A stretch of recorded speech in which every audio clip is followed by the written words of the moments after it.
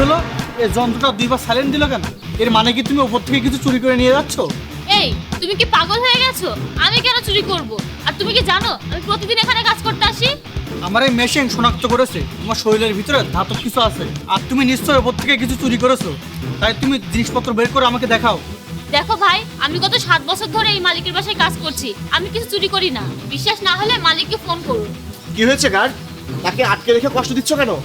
দেখুন স্যার, আমার এই মেশিন তার শরীরে ধাতব কিছু শনাক্ত করেছে। আমি যখন তাকে বললাম তুমি কি ওপর থেকে কিছু চুরি করেছো, তখনও আমাকে বললো আমি কিছু চুরি করিনি। স্যার, আমি গত 7 বছর ধরে আপনার বাসায় কাজ করছি। আপনি তো জানেনই আমি কতটা অনুগত। আর আমি এমন কোনো কাজ করি না যা আপনার সম্মান নষ্ট করে। আর এই লোকটা বলছে আমি কিছু চুরি করেছি। আমার মনে হয় তার মেশিনটি নষ্ট হয়ে গেছে, তাই সে আমাকে দোষারোপ করছে। দেখো গার্ড, সে ঠিক কথাই বলছে।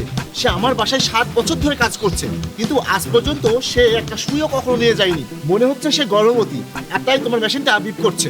হ্যাঁ স্যার, আপনি ঠিকই বলেছেন। আমি 9 মাসের গর্ভবতী, যে কোনো সময় ডেলিভারি হতে পারে। আর এই লোক আমাকে অনেকক্ষণ ধরে দাঁড় করিয়ে রেখেছে। এই, ওকে যেতে দাও। ভাইয়া, আমি ওই সোনার চেনটি খুঁজে পাচ্ছি না যেটা কালকে তুমি ভাবিকে দিয়েছিলে। আরে ভাই, ঘরে ভালো করে খুঁজে দেখ, আমি তো টেবিলের উপরে রেখেছি। আরে ভাইয়া, টেবিলে থাকলে তো পেয়ে যেতাম, তাই না? ভাবি ওটা অনেক খুঁজেছে, পাইনি, ওটা নেই।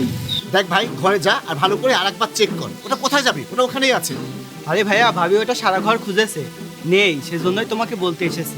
স্যার, আমি আর থাকতে পারছি না, আমি গেলাম। এই দাঁড়াও ভাইয়া, আমি বলতেছেন কোথায়? সেন অন্য কোথাও নেই, আপনাদের কাজের মেয়ের কাছে আছে। আরে ভাই, সে আজ পর্যন্ত আমার ঘর থেকে একটা সুচও কখনো নেয়নি, আর সে আমার সোনার চেন চুরি করে নেবে? তাহলে শুনুন কি হয়েছে। আরে, এটা জাহিদ ভাইয়ের কাজের মেয়ে না? এখানে সে কি সম্পর্কে কথা বলছে? আজ একটা সোনার চেন চুরি করে বেলুনে ঢুকে রেখেছি। এখন প্রেগনেন্ট হওয়ার নাটক করব। আর ওই চেনটা নিয়ে গিয়ে আমরা শহর ছাড়বো। আর হ্যাঁ, চিন্তা করবে না, আমি আজ ওই চেন চুরি করবই। ঠিক আছে? কেউ জানবে না। এখন রাখছি, ঠিক আছে?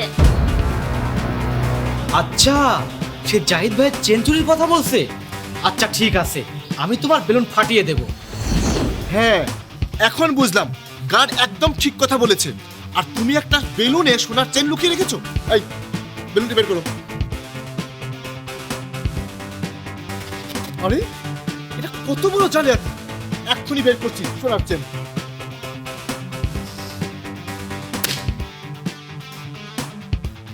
দেখুন স্যার, আমি বলেছিলাম না আমার এই মেশিনে তার শরীরে ধাতব কিছু ধরা পড়েছে? আমি ঠিকই বলেছিলাম, সে এক নম্বরের চোর। হ্যাঁ, তুমি একদম ঠিক বলেছো। আর আমি তোমাকে এত বিশ্বাস করতাম। আমি ভাবতাম তুমি খুবই সৎ একজন মহিলা, কিন্তু দেখো তুমি কিভাবে আমার বিশ্বাস ভঙ্গ করেছো। এখন এক কাজ করো, তোমাকে আমার বাসায় আসার দরকার নেই, বুঝলে?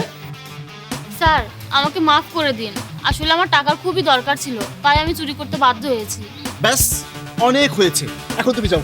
স্যার, আমাকে দয়া করে ক্ষমা করে দিন। ঠিক আছে।